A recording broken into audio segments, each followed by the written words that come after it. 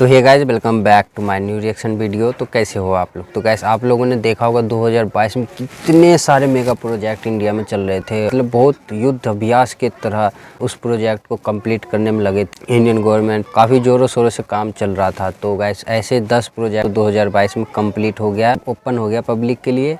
ये पार्ट 1 है और पार्ट 3 तक लेकर आऊँगा। तो गाइस, पहले ये वाले देखते वीडियो का टाइटल है India's top 10 complete mega project by Modi government in 2022। तो गाइस, मज़ा आ जाएगा। और कौन कौन से ऐसे 10 प्रोजेक्ट कंप्लीट हो गए। तो गाइस, पहले वीडियो देखते फिर बाकी बातें करते बाद में। जैसा कि आप जानते हैं कि हमारे देश में बहुत सारे परियोजनाओं का वर्तमान में निर्माण कार्य चल रहा है और बहुत सारे परियोजनाएं प्रस्तावित किए गए हैं जिनका निर्माण कार्य बहुत ही जल्द शुरू होने वाला है। लेकिन इसी के बीच हमारे देश में ऐसे भी परियोजनाएं हैं जिनका निर्माण कार्य पूरा हो चुका है और इन परियोजनाओं को आम नागरिकों को समर्पित भी किया जा चुका है। बस कुछ ही महीनों बाद साल 2022 समाप्त हो जाएगा और 2022 में भी बहुत सारे परियोजनाओं का निर्माण कार्य पूरा किया गया है। तो आज के इस वीडियो में हम लोग बात करने जा रहे हैं 2022 में पूरी तरह से बनकर तैयार हो चुके भारत के 10 परियोजनाओं के बारे में। मेरा नाम है श्रवण और स्वागत है आपका स्मार्ट सिटी गाइड में। चलिए इस वीडियो को शुरू करते हैं।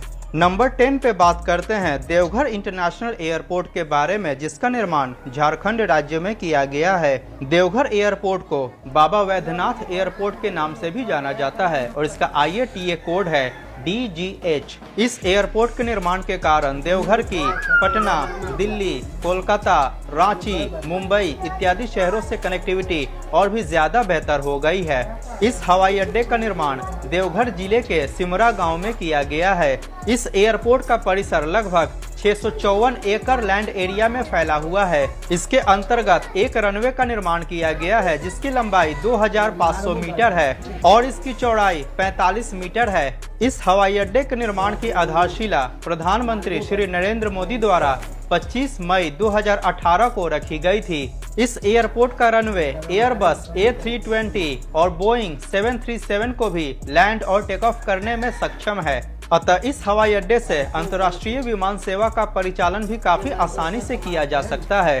आपको बता दें कि 12 जुलाई 2022 से इस हवाई अड्डे से पहली फ्लाइट सेवा भी शुरू हो चुकी है। जैसा कि आपको पता है कि देवघर भगवान भोलेनाथ की नगरी है, तो इस एयरपोर्ट के निर्माण के बाद श्रद्धालु और पर्यटक वैद्यनाथ धाम मंदिर की यात्रा काफी आसानी से कर पाएंगे। यह परियोजना एक ब्राउनफील्ड प्रोजेक्ट है और इसकी समुद्र तल से ऊंचाई लगभग 254 मीटर है। इस परियोजना का निर्माण उड़ान स्कीम के अंतर्गत किया गया है।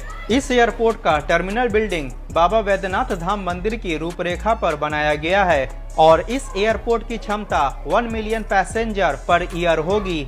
इसके टर्मिनल बिल्डिंग का निर्माण लगभग 43,000 स्क्वायर फीट एरिया में किया गया है और इसका टर्मिनल बिल्डिंग प्रति घंटे लगभग 200 पैसेंजर्स को हैंडल कर सकता है। परियोजना के अंतर्गत ATC टावर, एप्रोन, टैक्सीवे और एक आइसोलेशन बे का भी निर्माण किया गया है। इसके टर्मिनल बिल्डिंग के अंतर्गत check in counters, concourse area, X-ray machines and security check areas इत्यादि की भी व्यवस्था की गई है। 12 जुलाई 2022 को देवघर एयरपोर्ट का उद्घाटन किया गया और इसके निर्माण में लगभग 401 करोड़ रुपए खर्च किया गया है।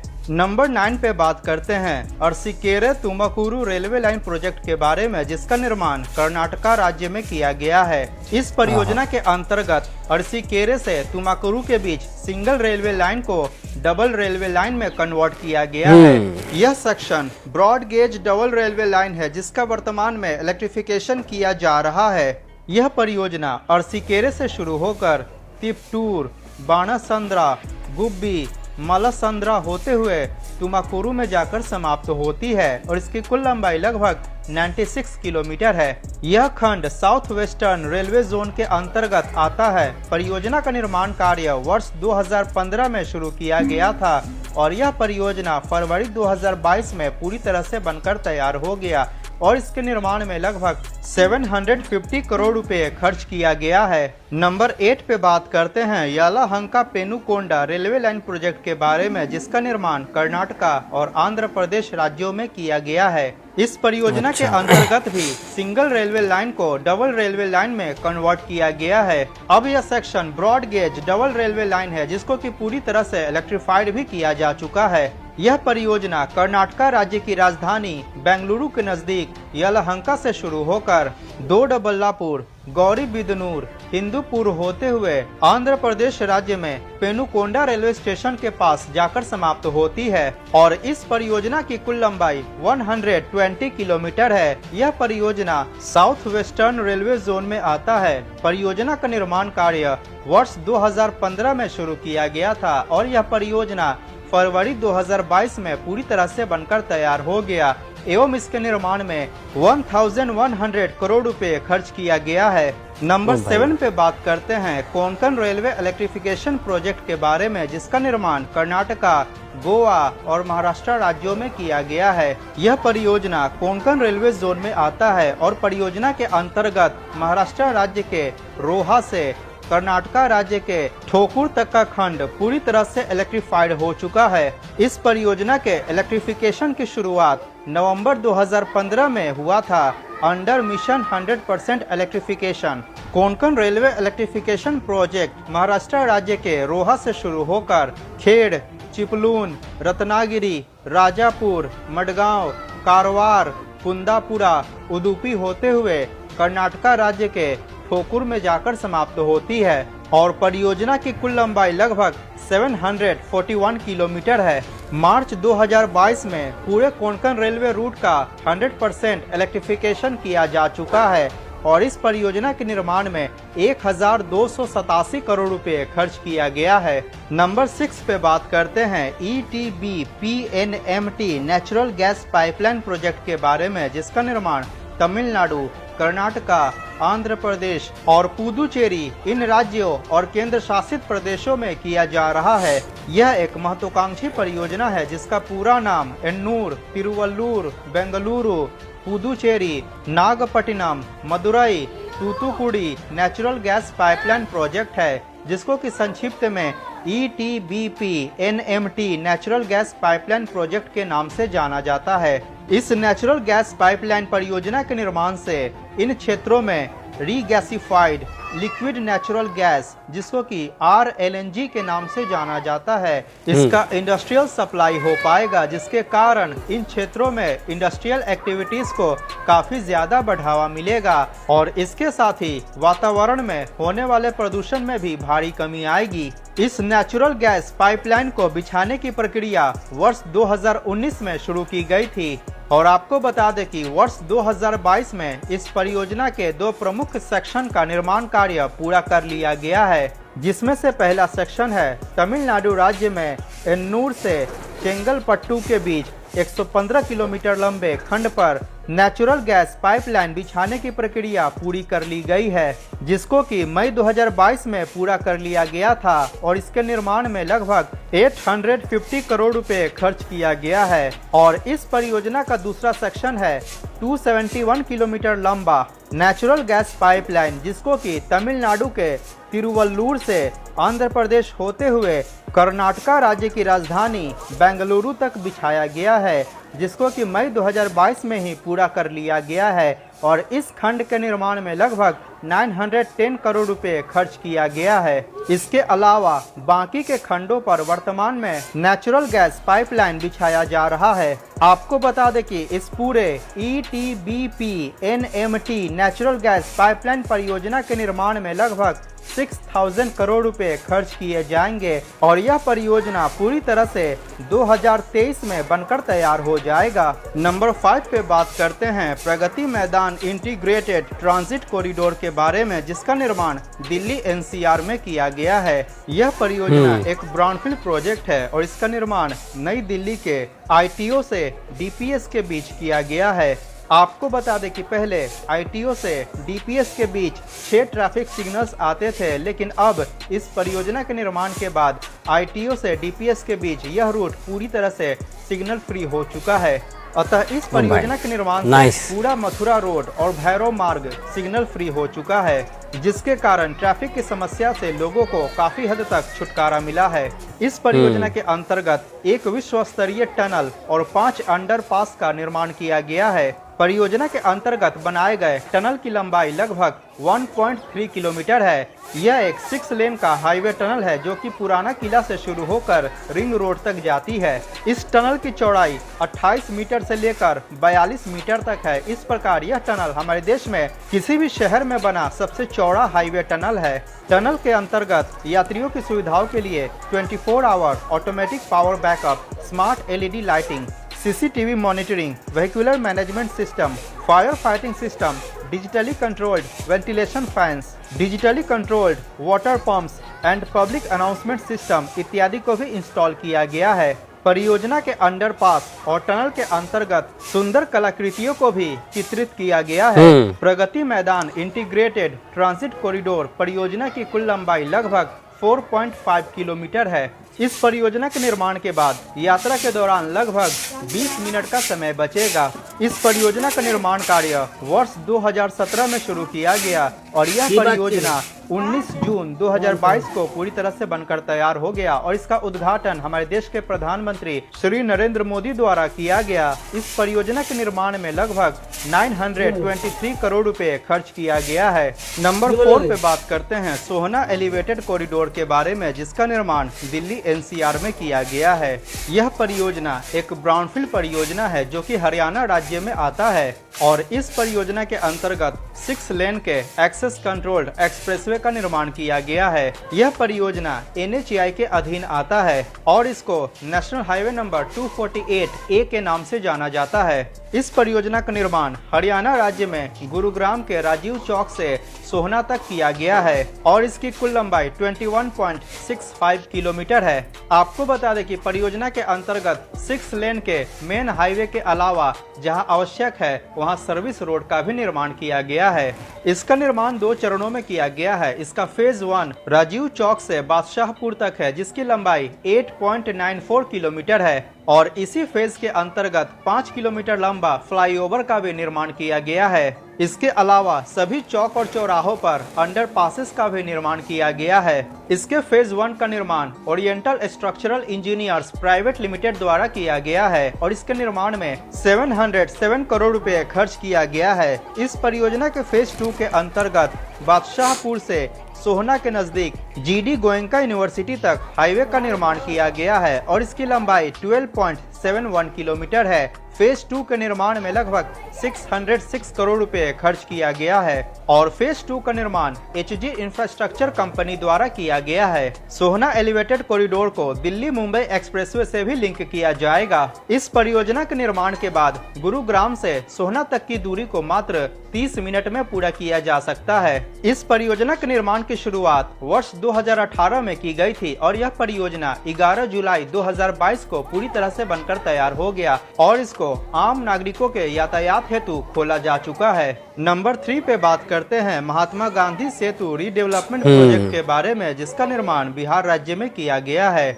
जैसा कि आपको पता है कि बिहार राज्य के बीचों बीच विशाल गंगा नदी बहती है, अतः उत्तर बिहार और दक्षिण बिहार के बीच बेहतर कनेक्टिविटी स्थापित करने के लिए सन 1972 में उस समय के भारत के सबसे लंबे सेतु महात्मा गांधी सेतु के निर्माण को प्रारंभ किया गया। महात्मा गांधी सेतु को 4 लेन हाईवे ब्रिज के रूप में बनाया गया था और इसका निर्माण कार्य 1987 में पूरा किया गया और उस समय इस ब्रिज के निर्माण में 87 करोड़ रुपए खर्च किया गया, जो कि आज के समय में 1100 करोड़ रुपए के बराबर होता है। लेकिन दुर्भाग्यवश महात्मा गांधी सेतु के निर्माण के कुछ वर्षों बाद ही इसकी हालत खराब होने लगी। पुल पर दरार, सुपर स्ट्रक्चर्स का धंसना, भारी वाहन जैसे कि ट्रकों और बसों के लोड को झेलने में असक्षम होना, इस प्रकार की समस्याएं उजागर होने लगी और यह सभी खामियां उद्घाटन के मात्र 5 वर्षों के दौरान ही देखने को मिलने लगा और इसके बाद महात्मा गांधी सेतु एक्सीडेंट प्रोन एरिया बन गया और ट्रैफिक जैम का लगना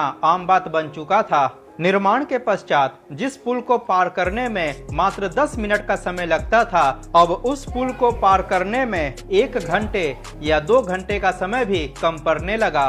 और इसके बाद महात्मा गांधी सेतु का कभी न खत्म होने वाला मरम्मत कार्यक्रम शुरू हुआ। और आपको बता दें कि जिस ब्रिज के निर्माण में 87 करोड़ रुपए खर्च किया गया था, उस ब्रिज के मरम्मत में 250 करोड़ रुपए से अधिक की राशि खर्च की जा चुकी थी। अंततः 2016 में महात्मा गांधी सेतु को पुनः रिकंस्ट्रक्शन करने की योजना बनाई गई और जून 2017 में इसका रिकंस्ट्रक्शन वर्क स्टार्ट किया गया और इसी परियोजना को महात्मा गांधी सेतु रीडेवलपमेंट प्रोजेक्ट के नाम से जाना जाता है। इसके अंतर्गत इसके सभी सुपर स्ट्रक्चर्स को पूरी तरह से तोड़कर नए सिरे से सुपर स्ट्रक्चर्स का निर्माण किया गया और नए सुपर स्ट्रक्चर्स को इस ब्रिज के पुराने पिलर पे ही स्थापित किया गया। 31 जुलाई 2020 को महात्मा गांधी सेतु के पुनः निर्मित वेस्टर्न 2 लेन का उद्घाटन किया गया और 7 जून 2022 को महात्मा गांधी सेतु के ईस्टर्न 2 लेन का उद्घाटन किया गया।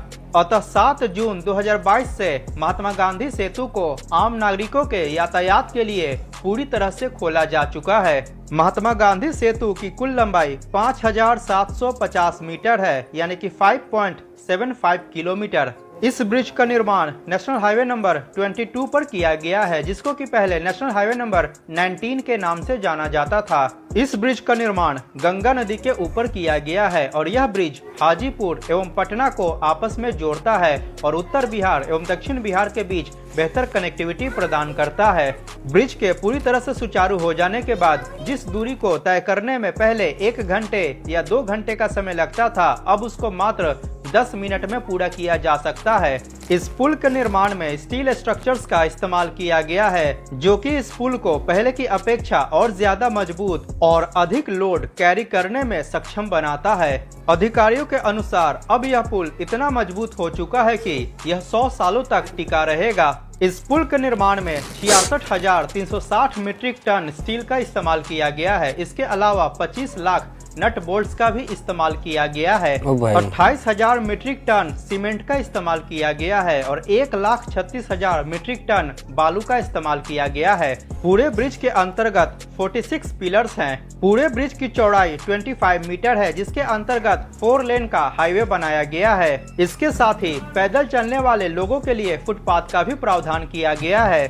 पूरे परियोजना के अंतर्गत 46 स्पैन्स का निर्माण किया गया है। इस ब्रिज में इस्तेमाल किए गए प्रत्येक स्पैन की लंबाई लगभग 121 मीटर है। इस परियोजना के सभी पिलर्स पर नए सुपर स्ट्रक्चर्स को सपोर्ट करने के लिए नए सिरे से पियर कैप्स का निर्माण किया गया। इस परियोजना के निर्माण में 1742 करोड़ रुपए खर्च किया गया है और इसका निर्माण कार्य एफकॉन्स इंफ्रास्ट्रक्चर द्वारा किया गया है। नंबर 2 पे बात करते हैं ट्रांस हरियाणा एक्सप्रेसवे के बारे में, जिसका निर्माण हरियाणा राज्य में किया गया है और इसको नेशनल हाईवे नंबर 152D के नाम से जाना जाता है। इस एक्सप्रेसवे को भारतमाला परियोजना फेज 1 के अंतर्गत बनाया गया है और इसका निर्माण अंबाला कोटपुतली इकोनॉमिक कॉरिडोर के अंतर्गत किया गया है। ट्रांस हरियाणा एक्सप्रेसवे का निर्माण हरियाणा राज्य में इस्माइलाबाद से नारनौल के बीच किया गया है और इसकी लंबाई 227 किलोमीटर है। यह एक 6 लेन का एक्सेस कंट्रोल्ड एक्सप्रेसवे है।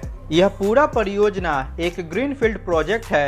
इस एक्सप्रेसवे परियोजना को हरियाणा राज्य का नॉर्थ साउथ इकोनॉमिक कॉरिडोर के नाम से भी जाना जाता है। ट्रांस हरियाणा एक्सप्रेसवे के निर्माण की घोषणा 2018 में की गई थी और इसका शिलान्यास 14 जुलाई 2020 को किया गया था और अगस्त 2022 में यह परियोजना पूरी तरह से बनकर तैयार हो गया एवं इसको आम नागरिकों के यातायात हेतु खोला जा चुका है। इस एक्सप्रेसवे का निर्माण कार्य 8 पैकेजेस में किया गया है और इसके सभी पैकेजेस की डिटेल्स और किन पैकेजेस का निर्माण कार्य किन कंपनियों द्वारा किया गया है, इसकी भी जानकारी आपके स्क्रीन पर दी जा रही है। यह परियोजना हरियाणा राज्य के 8 जिलों से होकर गुजरता है, जो कि है कुरुक्षेत्र, कैथल, करनाल, जिंद, रोहतक, भिवानी, चरखी दादरी और महेंद्रगढ़।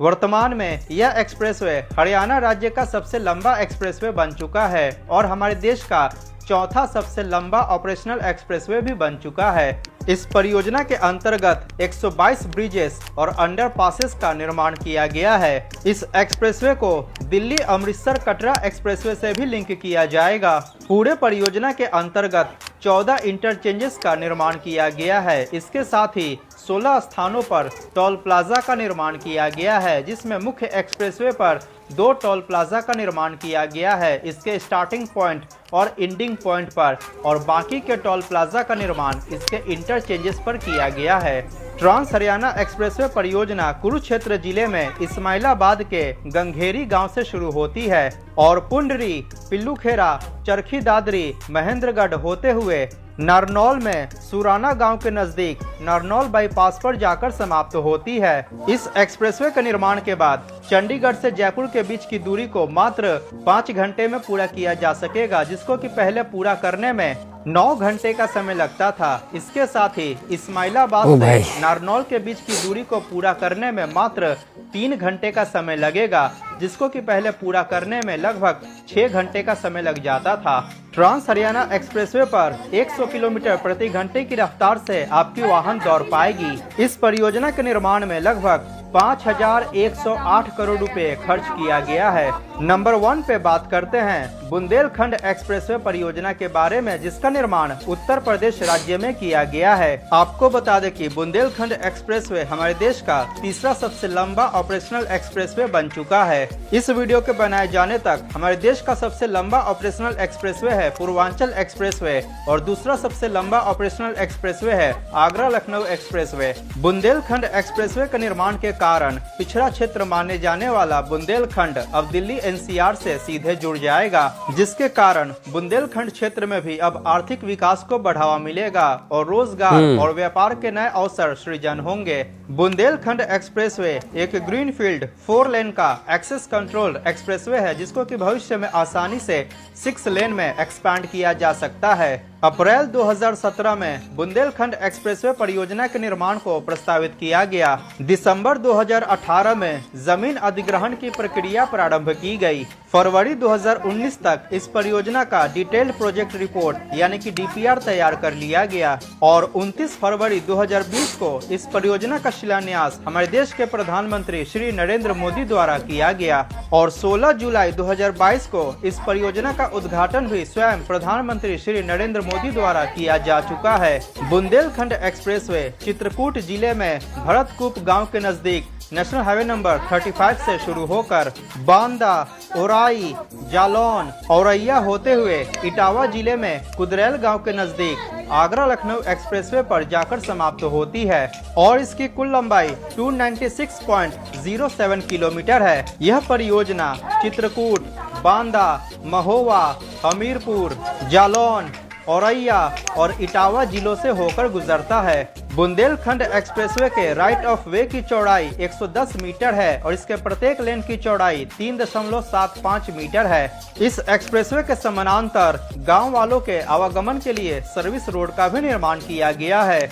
इसके साथ ही एक्सप्रेसवे के इर्द गिर्द 7 लाख पेड़ों को भी लगाया जा रहा है। एक्सप्रेसवे परियोजना के अंतर्गत 4 railway over bridges, 14 major bridges, 293 minor bridges, 19 flyovers और 224 अंडरपासेस का भी निर्माण किया गया है। इसके साथ ही एक्सप्रेसवे परियोजना के अंतर्गत 13 स्थानों पर इंटरचेंजेस का भी निर्माण किया गया है। बुंदेलखंड एक्सप्रेसवे के मेन कैरेज वे पे 2 मुख्य टोल प्लाजा का निर्माण किया गया है, इसके स्टार्टिंग और एंडिंग पॉइंट पर, और बाकी के टोल प्लाजा का निर्माण इसके इंटरचेंजेस पर किया गया है।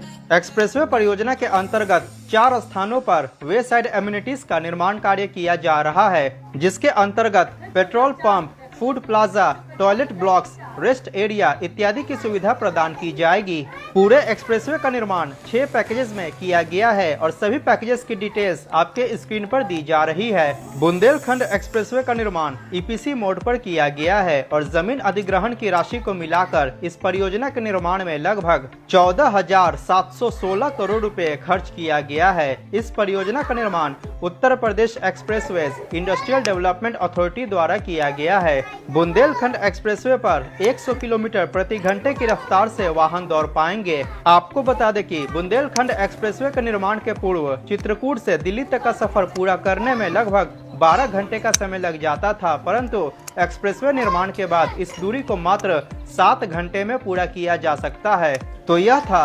2022 में बनकर तैयार हो चुके भारत के 10 परियोजनाओं के बारे में जानकारी। स्क्रीन पर दिख रहे वीडियो पर क्लिक करके दिल्ली मुंबई एक्सप्रेसवे परियोजना के बारे में अवश्य जानें। वीडियो पसंद आया हो तो लाइक करें और चैनल को सब्सक्राइब करना बिल्कुल ना भूलें। मिलते हैं अगली वीडियो में। जय हिंद, वंदे मातरम। इसको ग्रोथ पे लाने के लिए और आगे बढ़ाने के लिए और ज़्यादा बिजनेस को बढ़ाने के लिए सबसे ज़्यादा चीज़ क्या होता है? इंफ्रास्ट्रक्चर। और ये इंफ्रास्ट्रक्चर अभी इंडिया में इतने ज़ोरों शोरों से चल रहा है। हर जगह एक्सप्रेसवे, हाईवे, अंडरपासेस, ब्रिज और कितने सारे काम स्टार्ट है और जो कंप्लीट हो चुके हैं। अभी तो सिर्फ 10 देखे आप लोगों ने। इतने सारे जो मेगा प्रोजेक्ट है वो कंप्लीट हो चुके हैं 2022 में। तो अभी पार्ट 1 है, पार्ट 2 भी लेकर आऊँगा। और गाइस, इससे हमारे देश को काफ़ी मजबूती मिलेगी और इतने जल्दी हम ग्रोथ करेंगे। जितना ज़्यादा इंफ्रास्ट्रक्चर बढ़ेगा इंडिया में उतना ज़्यादा हम जल्दी ग्रोथ करेंगे। और मज़ा आ गया वीडियो देख के भाई, इतने सारे इंफ्रास्ट्रक्चर कंप्लीट हो चुके हैं। और भाई मैं तो खुश हो रहा हूँ कि भाई इतने जल्दी काम पूरे हो रहे हैं भाई। इतने करोड़ इन्वेस्ट हो रहे हैं भाई, मज़ा आ गया भाई। और इसी तरीके से ग्रोथ करता रहे इंडिया। और भाई बहुत जल्दी हम दुनिया के बराबरी करें या दुनिया से आगे जाए। आने वाले से कुछ भी हो जाए, आगे जाना है। तो गाइस, कैसी लगी आप लोगों को ये इंडिया के 10 मेगा प्रोजेक्ट? और कौन कौन से प्रोजेक्ट आपके घर के आसपास हुआ है और आप पहले से जानते थे? नीचे कमेंट में ज़रूर बता देना। और कैसी लगी आप लोगों को वीडियो वो भी बता देना। तो सेकंड पार्ट जल्दी आने वाली है गाइस, तो चैनल को सब्सक्राइब कर लेना। मिलता हूँ एक और न्यू रिएक्शन वीडियो के साथ। तब तक के लिए जय हिंद, वंदे मातरम।